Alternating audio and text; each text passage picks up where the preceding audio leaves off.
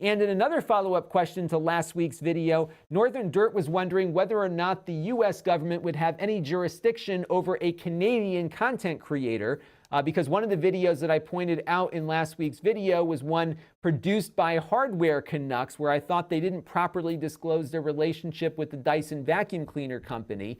Now, the questioner here is correct in the sense that the FTC could not find the Hardware Canucks if they are completely located in Canada. There's certainly no jurisdiction there, but Dyson, the brand, might be on the hook here because the Hardware Canucks are basically promoting the product to U.S. viewers by providing a link to where U.S.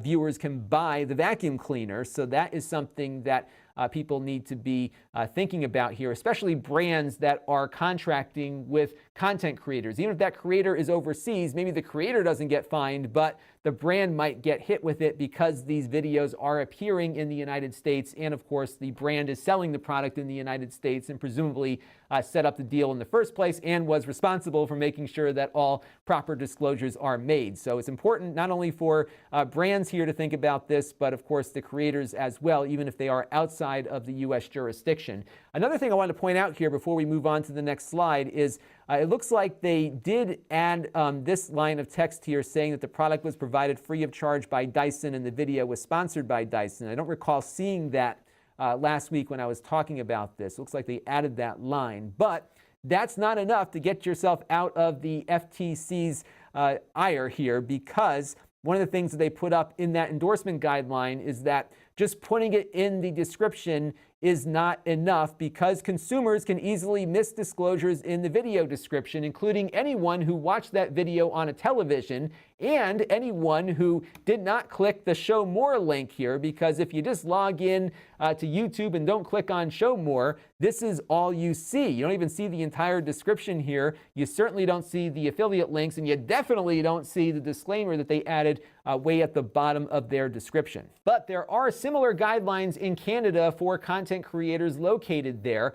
This is an article I found in the CBC News from August of 2016, where it looks like starting in 2017, social media producers were required to begin properly disclosing their paid endorsements, like the vacuum cleaner thing we just talked about. And it looks like the Competition Bureau in Canada is the equivalent of the FTC here in the United States. And I would venture to say at some point they may start looking for people to make examples out of, where they start handing out a few fines here or there to begin getting the message out that people as a group need to start behaving better online or else. And you don't want to be the one that gets the or else, because it can be expensive, and certainly brands and bloggers need to be aware of that. So if you are in Canada and many other countries, you likely have similar guidelines that you need to abide by.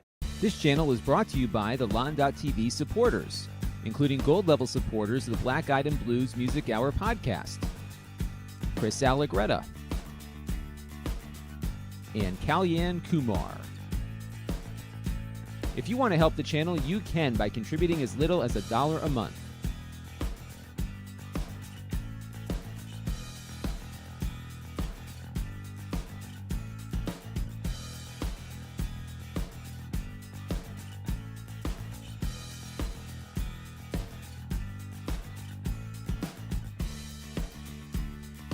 Head over to lon.tv/support to learn more.